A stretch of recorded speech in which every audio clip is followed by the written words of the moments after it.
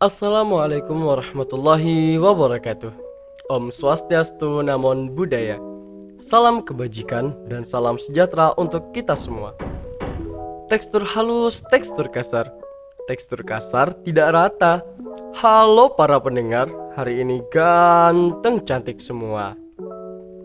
Halo semuanya, apa kabarnya hari ini? Wah, pastinya semua sehat selalu dan dalam keadaan bahagia nih. Tak kenal maka tak sayang maka tak cinta. Perkenalkan, nama saya Muhammad Zidan Zenita Fuliana dari SMA Karakter Bangsa Boarding School Tenggarong Seberang. Wah, pastinya sudah gak asing ya dengan nama SMA Karakter Bangsa.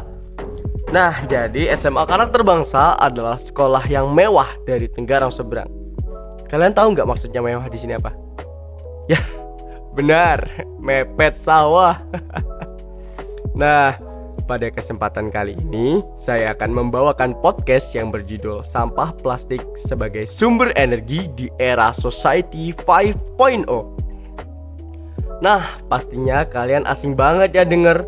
Lah, kok sampah plastik bisa jadi sumber energi? Padahal kan notabene sampah plastik selama ini hanya jadi limbah dan merusak atau mengotori lingkungan. Tapi tiba-tiba diangkat menjadi tema podcast dan malah menjadi sumber energi pula. Walaupun kita tahu bahwa sampah plastik selama ini masih menjadi persoalan bagi pemerintah dan negara-negara di dunia. Karena sampah plastik banyak sekali yang terbuang, tidak terurusi, dan tidak terdaur ulang. Aduh, akhirnya malah jadi rusakin lingkungan ya. Apakah kalian tahu bahwa Indonesia menjadi negara dengan peringkat kedua setelah Tiongkok sebagai penghasil sampah plastik terbesar di dunia? Bikin menghela nafas sih kalau dengarnya. Wah, ternyata Indonesia punya peringkat dunia juga. Tapi notabene peringkat dunianya tidak bisa kita jadikan sebuah kebanggaan. Kita sebagai putra dan putri bangsa seharusnya malu akan peringkat itu. Kita harus menjadikan ini sebuah evaluasi dan revolusi kita untuk merubahnya. Per tahunnya, seluruh negara menghasilkan 353 sampai 460 juta ton sampah plastik. Wah, itu jumlah yang bukan sedikit ya. Sejak 1950 tercatat, hingga saat ini sampah plastik berjumlah 9 miliar. Lebih banyak daripada populasi manusia sekarang. Setahu saya sih populasi manusia cuma 7 miliar. Lah ini sampah plastik sampai 9 miliar. Aduh, bener-bener bikin garuk kepala coy. Nah, untuk itu kita harus menyiapkan yang namanya resolusi atau perubahan untuk bumi kita, terutama Indonesia, agar tetap lestari. Sesuai dengan judul, sampah plastik sebagai sumber energi menjadikan sampah plastik sebagai komponen utama bahan bakar yang digunakan untuk menggantikan minyak bumi.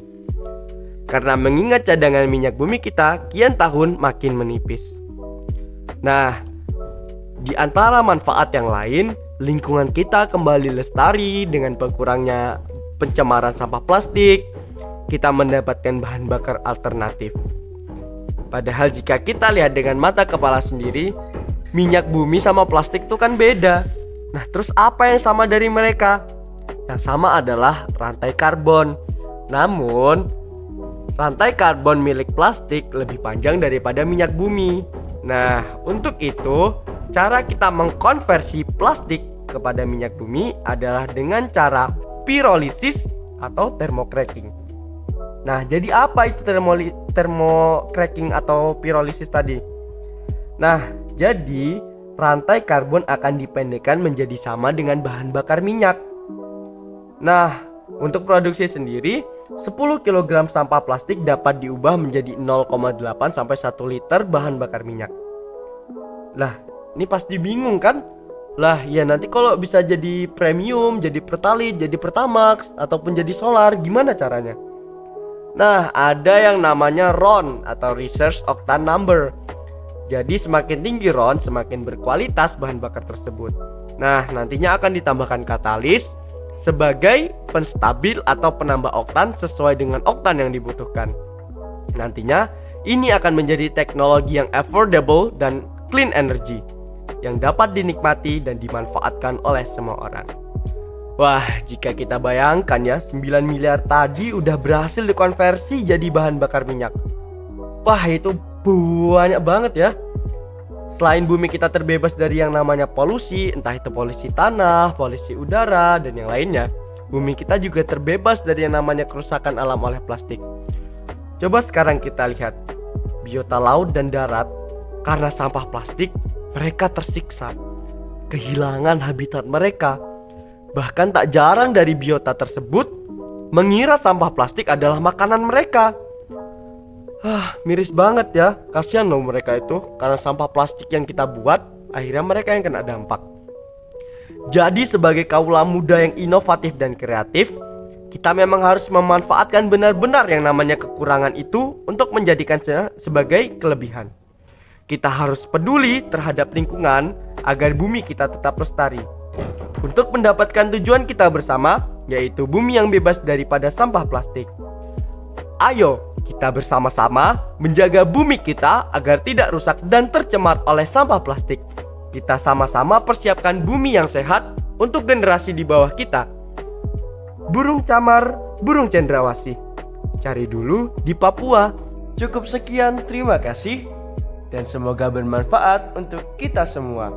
Kurang lebihnya mohon dimaafkan jika ada kesalahan itu datangnya dari saya, dan jika ada kelebihan datangnya dari Allah Subhanahu wa taala. Semoga kita dapat berjumpa di lain waktu. Wassalamualaikum warahmatullahi wabarakatuh.